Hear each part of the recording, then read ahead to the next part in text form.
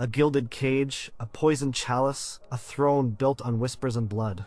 For centuries, the Medici family reigned over Florence, their power a dizzying blend of banking, politics, and brutal cunning. But behind every Grand Duke, every Pope, every powerful man, there were women. They were often overlooked, dismissed, or actively erased from the scrolls of history. Yet these women were forces of nature, wielding influence that shaped empires, steered the course of nations, and kept the Medici dynasty alive through scandal, war, and political intrigue. They orchestrated marriages, managed vast fortunes, advised rulers, and sometimes became rulers themselves. Their stories are not found in triumphant proclamations, but in the quiet decisions, the strategic alliances, the subtle manipulations, and the fierce protection of their bloodline. These are the untold tales of the Medici women, who truly held the reins, their power pulsing just beneath the surface of official histories. Get ready to peel back the layers of a dynasty and discover the true architects of its might. Number 1, Maria Maddalena of Austria, the steadfast regent who faced down a pope and managed a dynasty. The Grand Duchy of Tuscany was a bustling, complicated place when Maria Maddalena of Austria arrived in Florence in 1608. She was a Habsburg princess born into a lineage of emperors and kings. Her marriage to Cosimo II de' Medici was a grand affair designed to cement powerful alliances between Florence and the vast Habsburg Empire. She brought with her not just her imperial blood, but a formidable will and a deep Catholic piety that would define her life and her rule. From the outset, Maria Maddalena understood the importance of her position. She was expected to bear heirs, and she did so with impressive speed, giving birth to 8 children in quick succession, including the future Grand Duke Ferdinando II. But her role was far more than that of a prolific mother.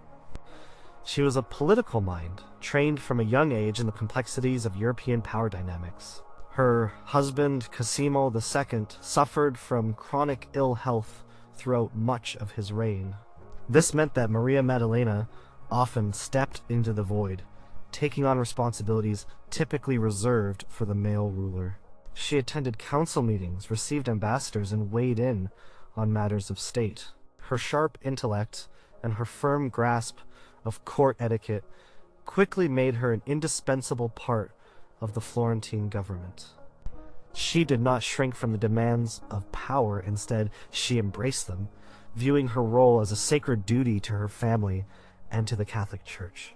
The true test of her strength came in 1621, when Cosimo II died, leaving behind a young 10-year-old heir, Ferdinando II. The Grand Duchy needed a firm hand, and Maria Maddalena, alongside her mother-in-law, Christine of Lorraine, stepped forward as co-regents. This was an unprecedented situation, 2 women sharing the highest power in the state. They faced immense pressure, both from within Florence and from the powerful European monarchies watching their every move. The Medici court was a viper's nest of factions, each vying for influence over the young Grand Duke. Maria Maddalena navigated these treacherous waters with remarkable skill. She understood that stability was paramount. She maintained strong diplomatic ties with the Habsburgs and other Catholic powers, ensuring that Florence remained a respected player on the international stage. Her regency was marked by a strong emphasis on religious devotion and adherence to Catholic principles. She promoted new religious orders, supported convents and monasteries, and encouraged a strict moral code at court. This was not merely a personal preference, it was a strategic move. In an age of religious wars and growing Protestant challenges, aligning the Medici firmly with the Catholic Church was a way to secure their legitimacy and garner support from the papacy. Maria Maddalena was particularly close to the powerful Cardinal Barberini, who would later become Pope Urban VIII. This connection proved crucial for the Medici, but it also placed them in a precarious position. It's perhaps one of the most famous and complex episodes of her regency involved Galileo Galilei. Galileo was a brilliant scientist, a personal friend of the Medici, and a protege of the Grand Duchy. However, his advocacy for the Copernican view of the universe, which posited that the Earth revolved around the Sun, brought him into direct conflict with the doctrines of the Catholic Church. As co-regent, Maria Maddalena was caught between her respect for Galileo's genius and her unwavering loyalty to the Church. She understood the immense theological and political implications of the controversy. The papacy under Pope Urban VIII was determined to assert its authority in matters of faith and scientific interpretation. Maria Maddalena's approach was one of careful diplomacy and subtle manipulation. She did not openly defy the Church, but she also did not abandon Galileo entirely. She allowed him to continue his work under certain conditions, attempting to find a middle ground that would satisfy both the scientific community and the ecclesiastical authorities. She sent envoys to Rome, seeking to mitigate the Church's harsh stance. She understood that condemning Galileo too severely could tarnish the Medici's reputation as patrons of the arts and sciences. When Galileo was eventually brought before the Inquisition in Rome, Maria Maddalena used her influence to secure him a relatively lenient sentence of house arrest at his villa in Arcetri rather than imprisonment or worse. This was a testament to her quiet power and her ability to exert pressure behind the scenes, even against the formidable power of the Vatican. She ensured that a beloved Florentine figure was not completely destroyed, all while upholding her own deeply held religious convictions. Beyond the Galileo affair, Maria Maddalena's regency was a period of significant activity. She oversaw large-scale building projects, including the completion of the Palazzo Pitti's garden facade and the expansion of the Boboli Gardens. She was a shrewd administrator, ensuring that the Grand Duchy's finances remained stable despite the economic challenges of the era. She also managed the complex social life of the Florentine court, ensuring proper etiquette and alliances through a careful arrangement of festivals, hunts, and diplomatic receptions. She often held court herself, demonstrating her authority and presenting a formidable presence to visiting dignitaries. Her relationship with her co-regent, Christine of Lorraine, was a delicate balance of respect and occasional friction. They were both strong-willed women with different approaches, but they understood the necessity of presenting a united front for the sake of the Grand Duchy. They shared the responsibility of guiding young Ferdinando II, teaching him the intricacies of governance and preparing him for his eventual rule. Maria Maddalena paid close attention to her son's education, ensuring he was well versed in languages, history, and the art of statesmanship. She believed that a strong, well-prepared ruler was the best guarantee for the future of the Medici dynasty. Maria Maddalena's influence extended beyond the political and religious spheres. She was a keen patron of the arts, particularly music and opera. She supported composers and musicians, fostering a vibrant cultural scene in Florence. Her court was known for its lavish entertainments and its intellectual discussions, attracting scholars and artists from across Europe. She understood that cultural patronage was not just a matter of taste, it was a way to enhance the Medici's prestige and project an image of power and sophistication. Her reign as regent lasted for 7 years, until Ferdinando II officially assumed power in 1628.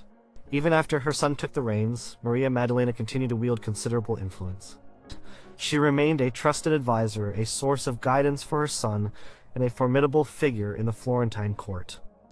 She continued to participate in state affairs, offering her insights and counsel. Her health declined in her later years, but her sharp mind and unwavering spirit remained intact.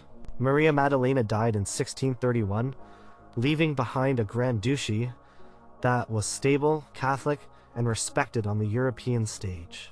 Her legacy was that of a woman who, despite being a regent for a male heir, truly ruled, navigating complex political, religious, and scientific challenges with a quiet strength and an unshakable will. Her actions demonstrate that even within a patriarchal system, powerful women could shape the destiny of a nation, influencing events from behind the scenes and through carefully chosen public actions. Her life shows the sheer grit it took to steer a dynasty through some of Europe's most tumultuous years. Number 2, Catherine de' Medici, the orphaned queen who mastered the art of survival and rule. Catherine de' Medici's life began with tragedy and was defined by a constant struggle for survival and power. Born in Florence in 1519, she was the daughter of Lorenzo II de' Medici, Duke of Urbino, and Maddalena de la Tour d'Auvergne, a French countess. Within a month of her birth, both of her parents died, leaving her an orphan with a powerful name but an uncertain future. She was the sole legitimate heir of the main Medici line, a position that made her both incredibly valuable and incredibly vulnerable.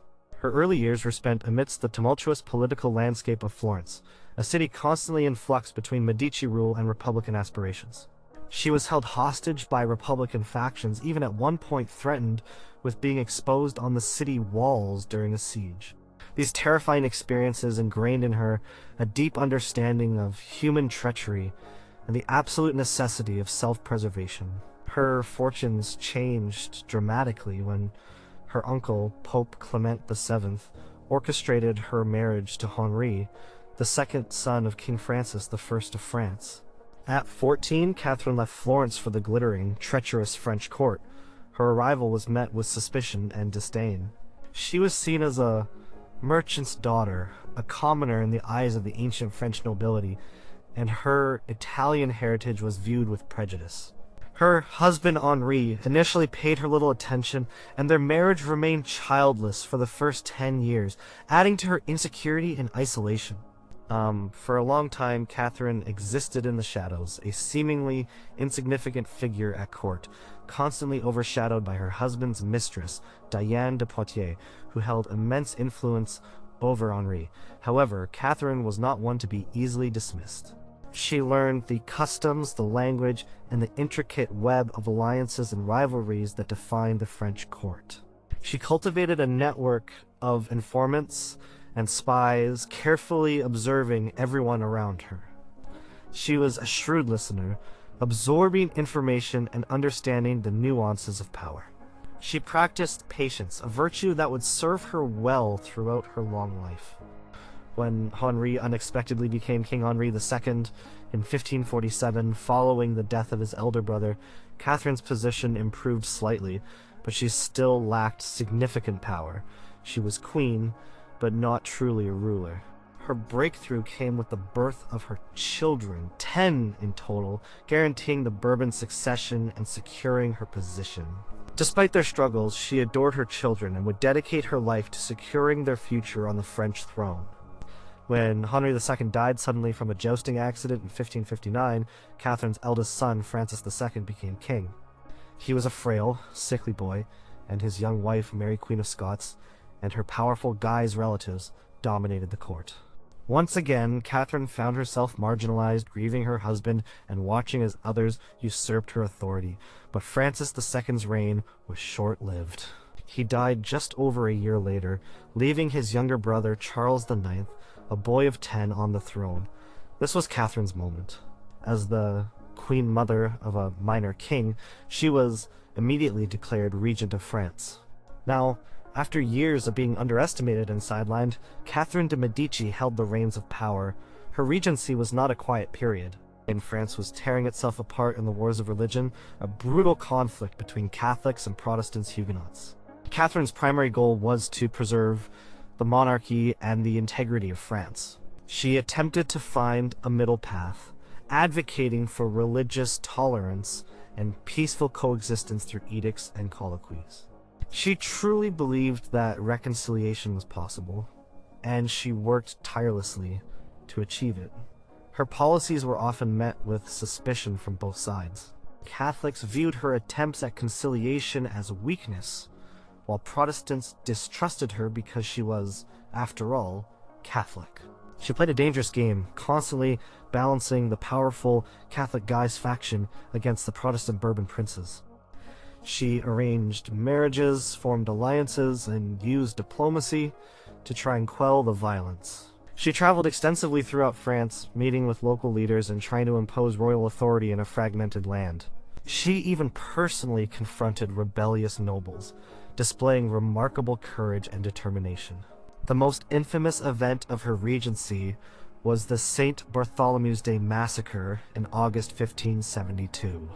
This horrific slaughter of thousands of Huguenots in Paris and across France remains one of the darkest chapters in French history.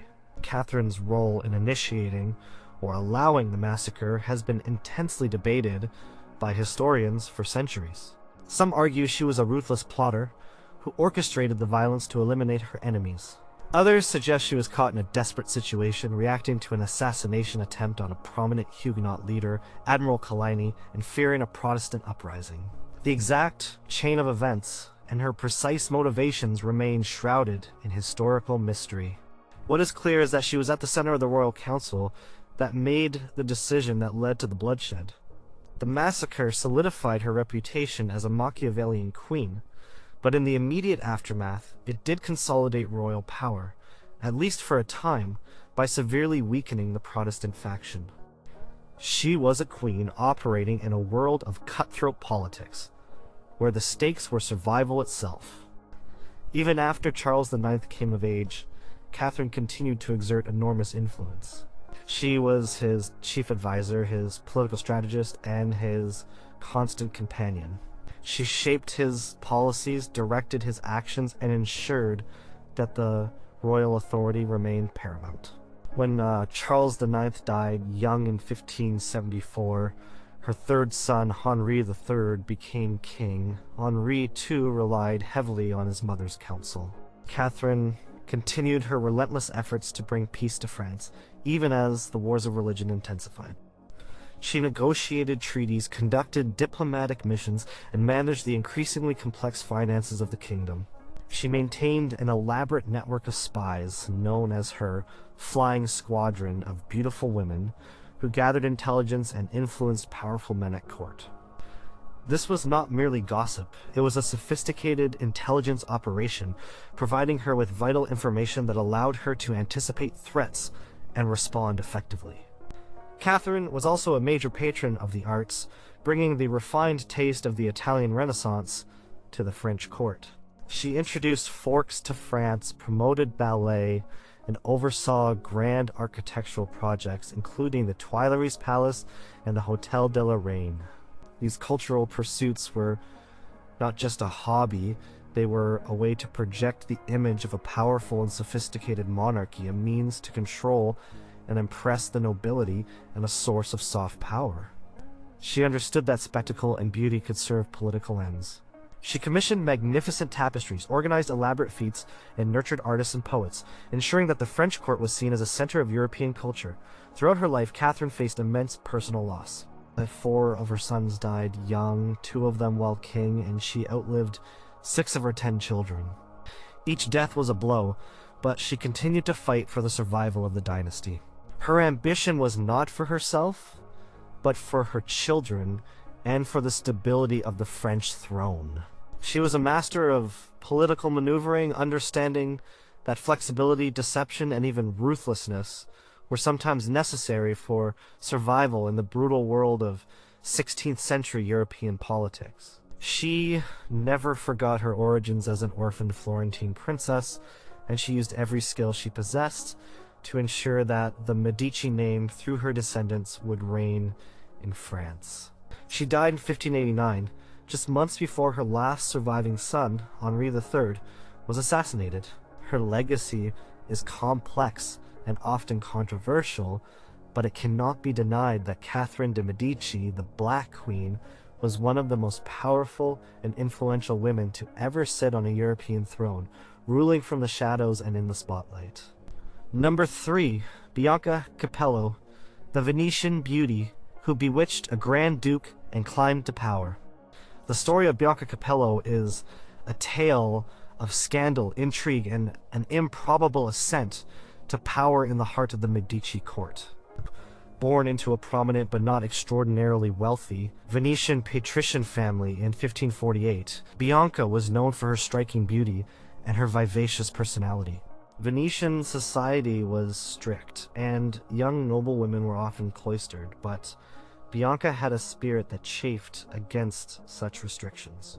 Her life took a dramatic turn at the age of 15, when she fell deeply in love with Pietro Bonaventure, a Florentine clerk who worked in her uncle's bank.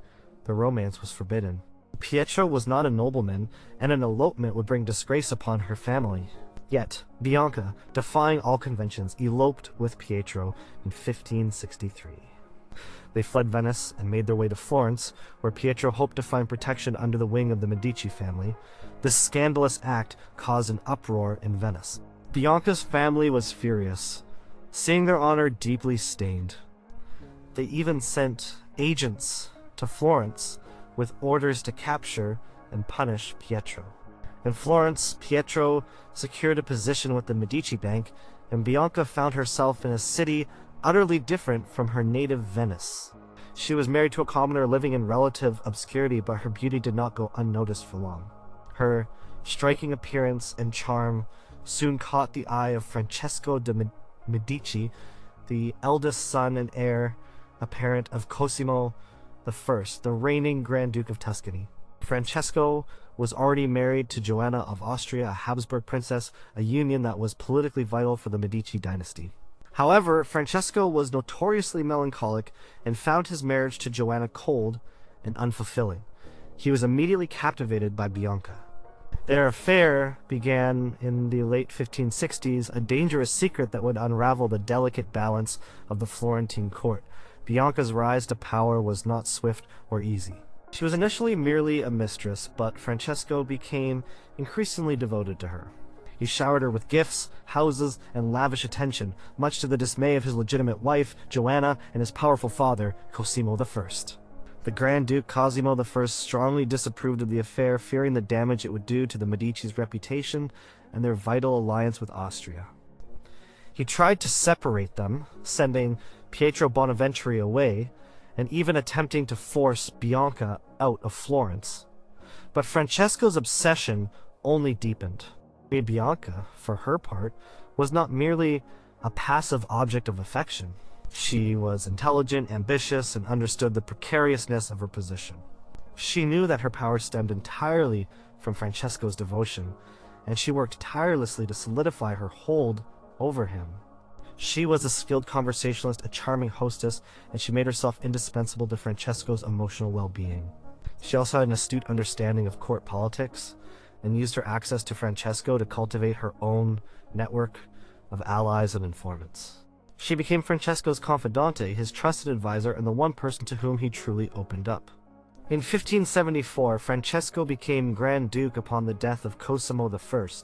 His ascension meant that Bianca's position, while still unofficial, became significantly more powerful. She became the Grand Duke's acknowledged mistress, a position that many at court resented and viewed with hostility. Joanna of Austria, though suffering from the humiliation, endured the situation for the sake of her children and the dynasty. The court was divided, with some supporting Bianca and others openly despising her.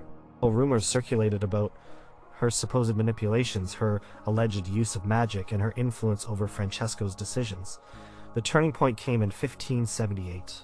Grand Duchess Joanna of Austria, after giving birth to several daughters, finally gave birth to a son, Filippo, securing the male succession. Tragically, she died just a few months later, reportedly due to complications from childbirth. Within weeks of Joanna's death, Francesco secretly married Bianca Capello. This was an astonishing and deeply controversial move. To marry his mistress, a commoner, despite her patrician Venetian background, she was not of royal blood, so quickly after the death of his royal wife, was an unprecedented affront to the European courts and to the Habsburgs. The marriage was initially kept secret, but news inevitably leaked, causing a diplomatic crisis. The Holy Roman Emperor, Joanna's brother, was outraged. The Medici family itself was divided. Francesco's brothers, particularly Ferdinando, a cardinal, openly opposed the marriage, seeing Bianca as an upstart who had bewitched their brother. They believed she was ambitious and manipulative, undermining the family's honor and alliances. Despite the enormous pressure, Francesco refused to repudiate Bianca. He was utterly devoted to her, and he publicly declared her his legitimate wife. To legitimize the marriage in the eyes of the world, Francesco orchestrated a grand public wedding ceremony in Florence in 1579, a year after their secret vows. He also arranged for Bianca to be adopted into the House of Austria by a relative of the emperor, a desperate attempt to give her a veneer of royal status. She was officially recognized as the Grand Duchess of Tuscany. This was a triumph for Bianca, a woman who had risen from a scandalous elopement to become the reigning consort of one of Italy's most powerful states. As Grand Duchess, Bianca exerted considerable power, though often through Francesco. She influenced appointments, patronized the arts, and managed court affairs. She maintained her charming demeanor, trying to win over the skeptical Florentine nobility, though many remained wary of her. Her lack of a male heir with Francesco was a constant source of anxiety, as it meant her position was still somewhat precarious. She even resorted to an elaborate ruse, pretending to be pregnant and adopting a baby boy, Antonio de' Medici, as her own. This deception, though eventually exposed, highlights the pressure on her to produce a male heir and secure her legacy. Her relationship with Francesco's brother, Cardinal Ferdinando, remained deeply acrimonious. Ferdinando saw Bianca as a threat to the dynasty and to his own eventual inheritance. The animosity between them was a constant source of tension at court. In October 1587, both Francesco and Bianca died suddenly within a day of each other at the Medici villa of Poggio a Caiano. The circumstances of their deaths have been the subject of endless speculation and conspiracy theories. Many, at the time, believed they were poisoned, with Cardinal Ferdinando being the prime suspect, eager to ascend to the Grand Duchy himself. Modern scientific analysis of their remains has offered varying results, suggesting both natural causes, malaria, and poisoning. Regardless of the exact cause, Bianca Capello's dramatic life came to a sudden, enigmatic end. She began as an outcast and eloped Venetian beauty, and through sheer force of personality, strategic charm, and an enduring hold over a powerful man, she rose to become the Grand Duchess of Tuscany. Her story is a vivid example of a woman who wielded immense, though controversial, power from the very center of the Medici court, forever defying the traditional expectations placed upon women of her era. She lived a life of risk, ambition, and ultimate triumph against overwhelming odds. Number 4. Eleonora di Toledo, the Spanish Duchess who financed the Medici and built an empire. Eleonora di Toledo arrived in Florence in 1539 as the bride of Cosimo, the first de' Medici, then merely the Duke of Florence. She was a Spanish noblewoman, the daughter of Don Pedro Alvarez de Toledo y Zuniga, the Viceroy of Naples. Her lineage was impeccable, connecting her to the most powerful families in Spain and the Holy Roman Empire. But Eleonora brought more than just noble blood to her marriage. She brought immense wealth, an astute business mind, and a steely resolve that would prove indispensable to Cosimo I's ambitious plans. Her dowry was colossal, and she continued to receive vast revenues from her Spanish estates throughout her life, effectively bankrolling much of Cosimo's early consolidation of power. From the moment she stepped into Florence, Eleonora was a force to be reckoned with. She was not content to be a mere figurehead. She was a deeply pragmatic woman, intensely focused on the welfare and expansion of the Medici dynasty. She quickly demonstrated her financial acumen, managing her own vast properties and investments with remarkable skill. She oversaw the family's finances with a meticulous eye, ensuring that the Medici coffers remained robust enough to support Cosimo's military campaigns and his grand architectural projects. She was a hands-on manager, inspecting accounts, negotiating contracts, and making shrewd investments that significantly increased the family's wealth. Eleonora's influence extended far beyond the household budget. She acted as Cosimo's trusted advisor, offering counsel on political matters and state administration. She understood the complexities of European diplomacy and maintained extensive correspondence with her Spanish relatives, providing Cosimo with valuable intelligence and fostering crucial alliances. Her connections to the Spanish Habsburgs were vital, giving the young Duchy of Florence a powerful protector in a volatile geopolitical landscape. She understood that marriage was about alliances and dynastic survival, and she dedicated herself to producing heirs. She bore 11 children, 8 of whom survived to adulthood, ensuring the future of the Medici line. She supervised their education with a firm hand, ensuring they were trained in languages, arts, and the political skills necessary for their future roles. One of Eleonora's most enduring legacies is her patronage of architecture and urban development. She was the driving force behind the purchase and extensive renovation of the Palazzo Pitti, transforming it from a neglected palace into the primary residence of the Medici court. She personally supervised the redesign of the palace and the development of the sprawling Boboli Gardens, which became a symbol of Medici power and grandeur. She insisted on a new, more modern layout for the palace, prioritizing comfort and practicality alongside grandeur.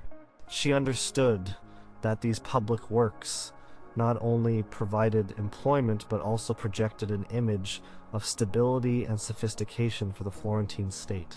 When Cosimo I was away on military campaigns or engaged in complex diplomatic negotiations, Eleonora frequently acted as regent, governing Florence in his stead. This was not a ceremonial role. She presided over council meetings, issued decrees, and made executive decisions. She demonstrated a clear understanding of justice and administration, often showing a more lenient hand than her husband in legal matters, but always with a firm resolve when necessary. She listened to petitions from citizens, mediated disputes, and ensured the smooth functioning of the government. Her decisions were respected, and her authority was unquestioned, a testament to her intelligence and administrative capabilities. She was a ruler in all but name during these periods. Eleonora was also deeply pious and an influential patron of religious institutions. She founded convents, supported charitable organizations, and promoted Catholic devotion within the duchy. Her strong faith informed many of her decisions and contributed to the moral tone of the Medici court. She saw herself as a protector of the Catholic Church, a role that further solidified the Medici's standing with the papacy and other Catholic powers. She also made it a point to live a life of piety, setting an example for her children in the court. Despite her immense power and public duties, Eleonora was a private woman. She suffered from ill health throughout much of her adult life, including chronic respiratory problems. She was known for her reserved demeanor and her preference for quiet contemplation. She often dressed in austere Spanish fashions, distinguishing herself from the more flamboyant Italian styles. Her personal struggles never seemed to detract from her public duties. If anything, they seemed to sharpen her focus and determination. The Florentine court under Eleonora and Cosimo was characterized by a strict etiquette and a powerful emphasis on dynastic continuity. She played a crucial role in arranging strategic marriages for her children, securing powerful alliances across Europe. Her daughters married into the ducal houses of Ferrara and Mantua, and her son Francesco married a Habsburg princess, cementing the family's place among Europe's ruling elite. These marriages were not just social events, they were political acts carefully negotiated to expand Medici influence and secure their power. In 1562, tragedy struck the Medici family. Eleonora, along with her 2 sons, Giovanni and Garzia, contracted malaria while traveling in the Maremma region of Tuscany. Giovanni died first, and then Garzia just a few weeks later.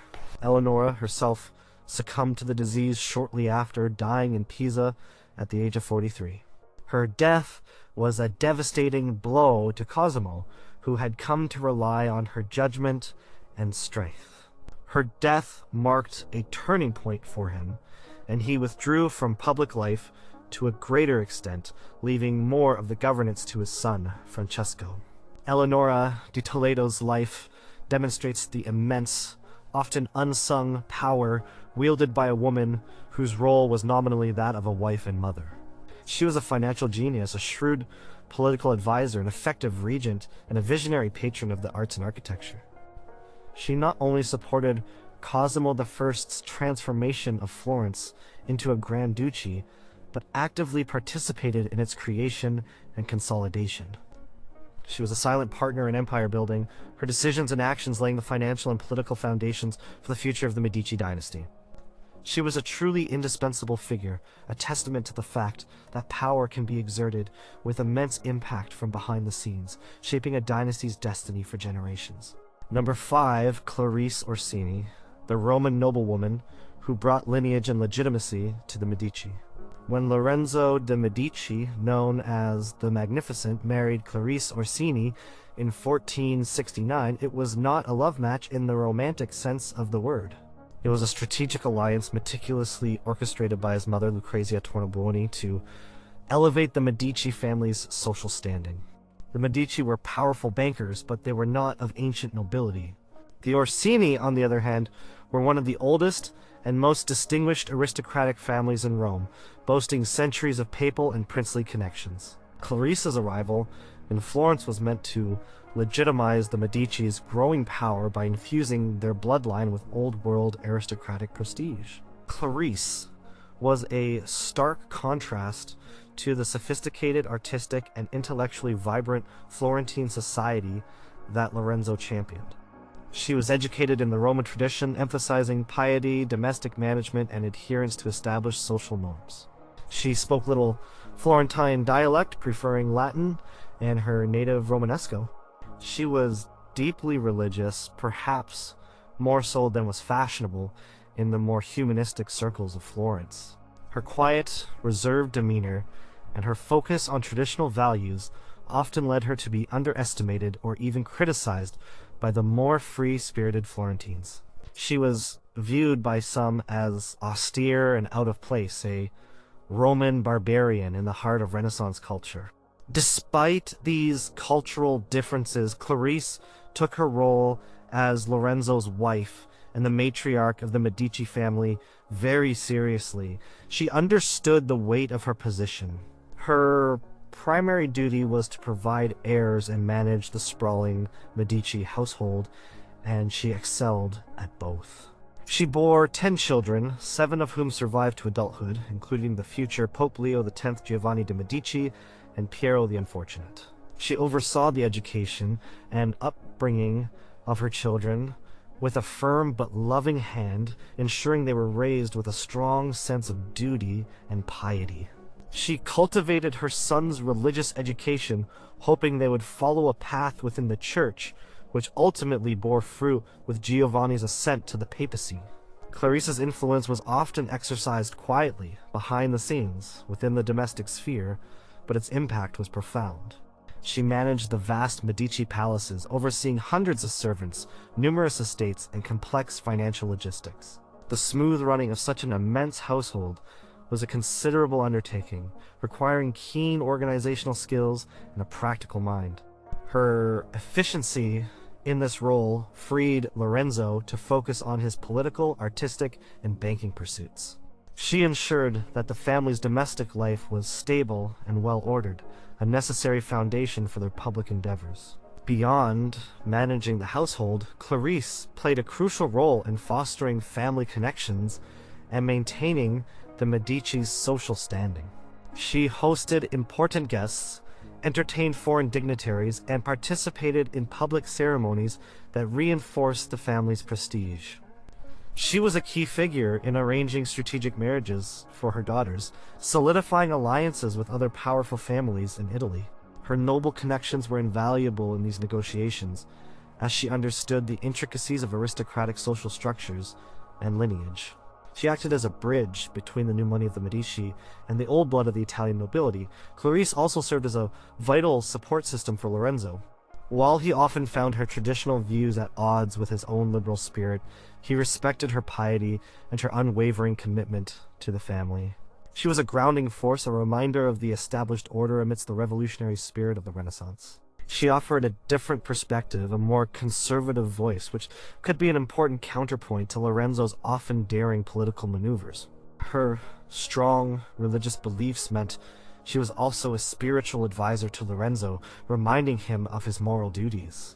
In 1478, the Pazzi conspiracy attempted to overthrow the Medici and assassinate Lorenzo and his brother Giuliano. Giuliano was killed, but Lorenzo survived. During the turbulent aftermath, Clarice bravely remained in Florence, despite the danger, offering support to her shaken family.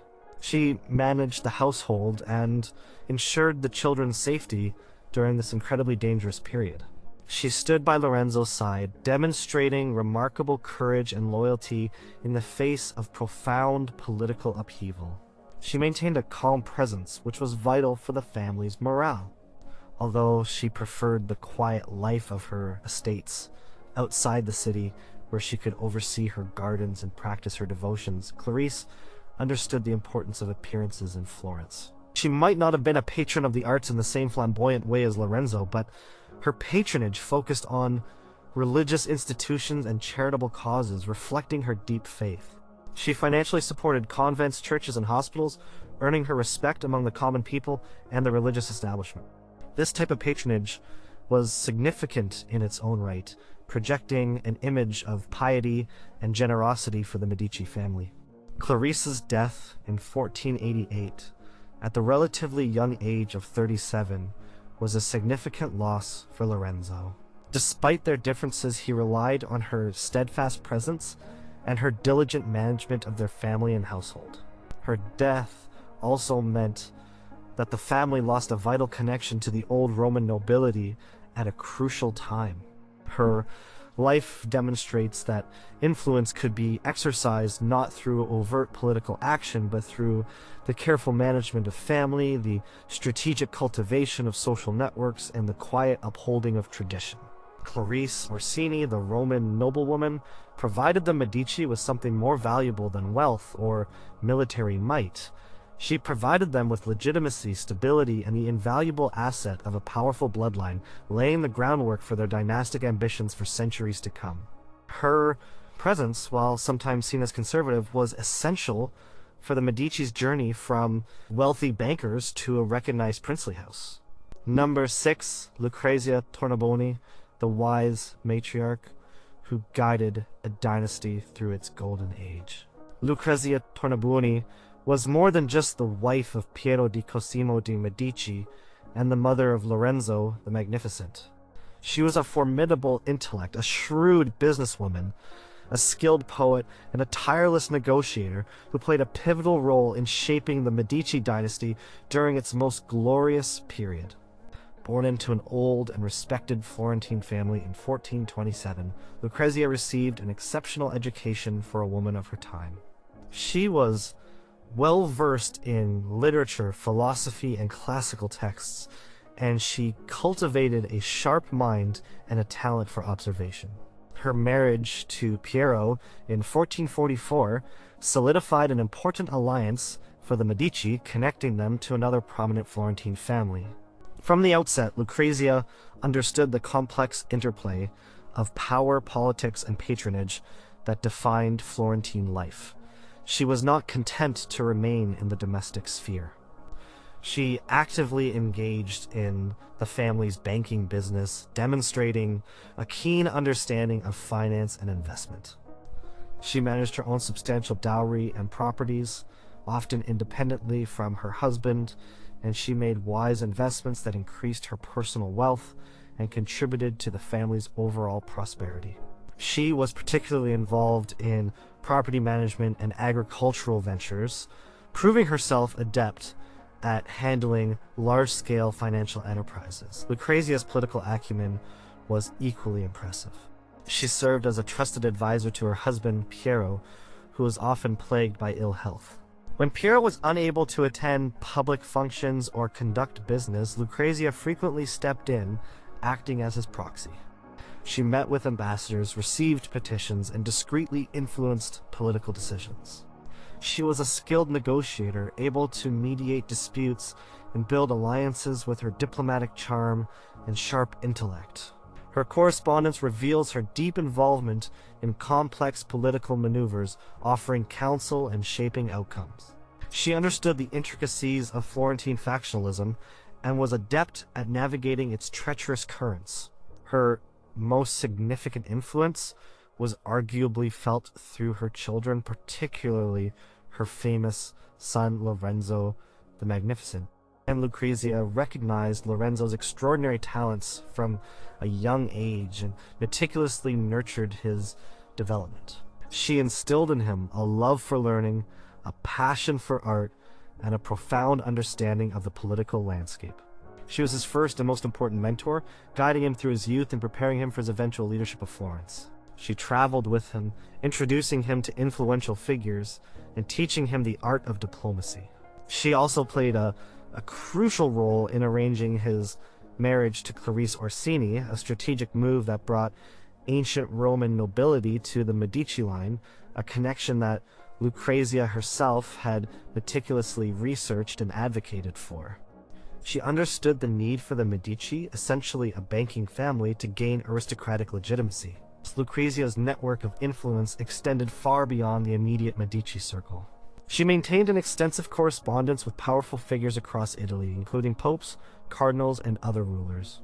She used these connections to advocate for the Medici's interests, to secure positions for her sons in the church, and to manage political crises. Her letters reveal a woman of great intelligence, wit, and practicality who was not afraid to speak her mind, even to the most powerful men in Italy. She often wrote with a blend of political shrewdness and maternal affection, showing her dual role as a family matriarch and a political operator. Beyond her political and financial endeavors, Lucrezia was a dedicated patron of the arts and a gifted poet. She wrote religious poems and plays demonstrating her deep piety and her literary talents. She commissioned works from artists and supported scholars, contributing to the vibrant intellectual and cultural life of Florence. Her artistic patronage was not just for show, it reflected a genuine appreciation for beauty and knowledge, and it further enhanced the Medici's reputation as patrons of the Renaissance. She also engaged in extensive charitable work, supporting hospitals, convents, and individuals in need, endearing her to the common people of Florence. She was known for her kindness and compassion, which balanced the Medici's more ruthless political image. When Piero de' Medici died in 1469, leaving Lorenzo at 20 to take control of the family, Lucrezia's role became even more critical. She acted as a co-regent, guiding her young son through the complex transition of power. She used her experience and her network to consolidate Lorenzo's position, ensuring that the transfer of authority was smooth and unchallenged. She continued to advise him on all matters of state and family, remaining a powerful presence behind the scenes. Her wisdom and her steady hand were invaluable to Lorenzo during his early, challenging years of leadership. She helped him navigate the aftermath of the Pazzi conspiracy, providing a crucial calming influence and logistical support. And Lucrezia lived to see her son Lorenzo achieve the height of Medici power and cultural influence. She passed away in 1482, leaving behind a legacy of remarkable achievement. She was a woman who seamlessly blended domestic responsibility with public power, demonstrating that influence could be wielded from every sphere of life.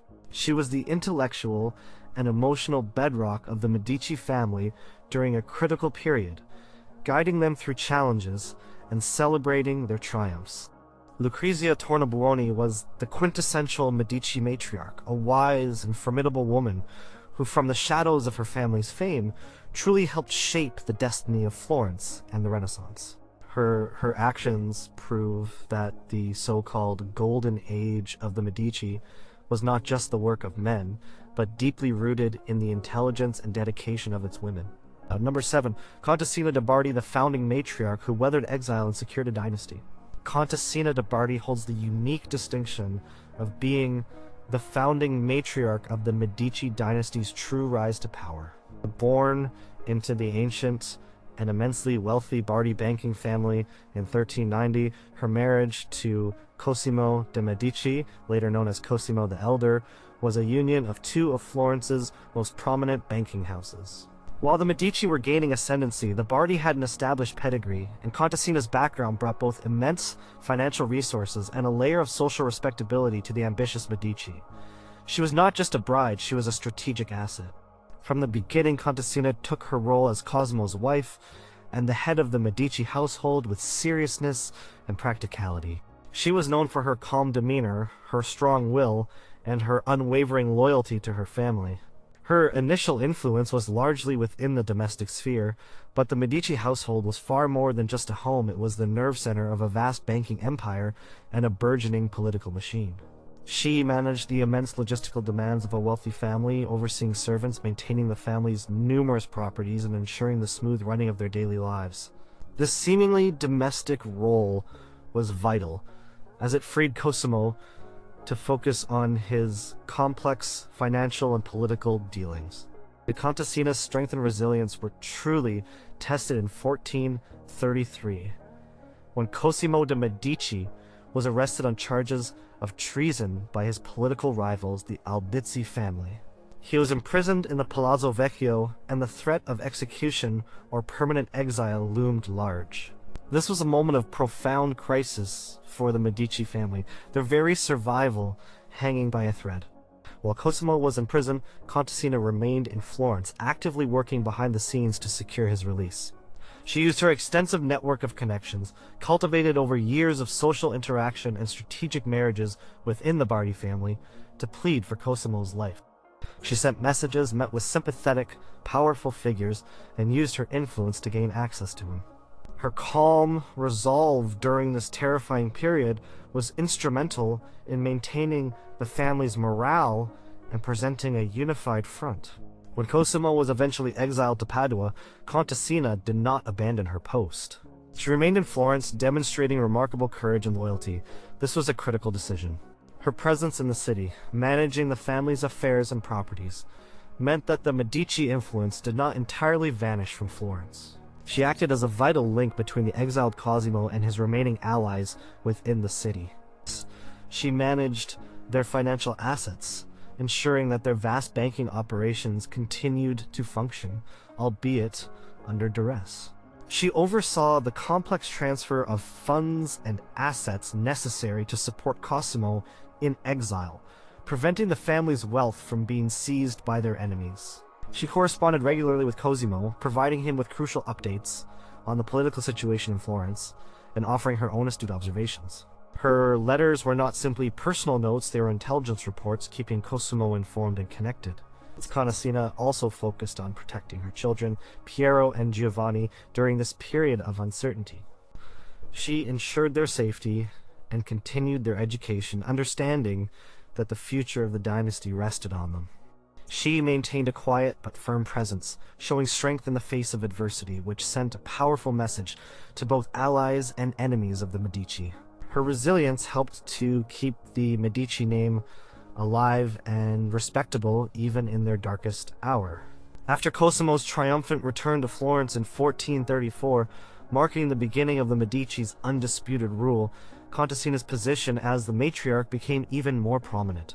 She continued to manage the family's domestic affairs with efficiency and grace. She was a gracious hostess, entertaining important guests and dignitaries at the Medici palace, helping to solidify the family's image as powerful and sophisticated leaders. She oversaw the careful education and upbringing of her grandchildren, including the future Lorenzo the Magnificent, ensuring they understood the importance of the Medici legacy and their role in Florentine society. Contessina's influence was not always visible in grand political decrees or artistic commissions. Instead, it was woven into the very fabric of the Medici's daily operations and their enduring stability. Her practicality, her steady hand, and her unwavering support for Cosimo provided the necessary foundation for his revolutionary political and financial achievements. She was the anchor that kept the family grounded, particularly during times of extreme stress. She built strong relationships with other Florentine families through her social interactions, forging informal alliances that proved beneficial for the Medici. She was also a figure of quiet piety, supporting religious institutions and engaging in charitable acts. This aspect of her life contributed to the Medici's public image as virtuous and benevolent patrons, despite their often ruthless political tactics. Her personal integrity and adherence to traditional values helped to temper any criticisms leveled against the family's growing secular power. Contessina de' Bardi lived to see the Medici firmly established as the de facto rulers of Florence. She passed away in 1473, having laid the essential groundwork for their enduring success. Her life is a testament to the power of a determined matriarch, a woman who, from the very beginning of the Medici ascendancy, used her social standing, her practicality, and her unwavering loyalty to ensure the survival and prosperity of one of history's most powerful dynasties. She demonstrated that leadership from the shadows could be just as impactful as any public declaration, securing a dynasty's future through sheer force of will and meticulous management.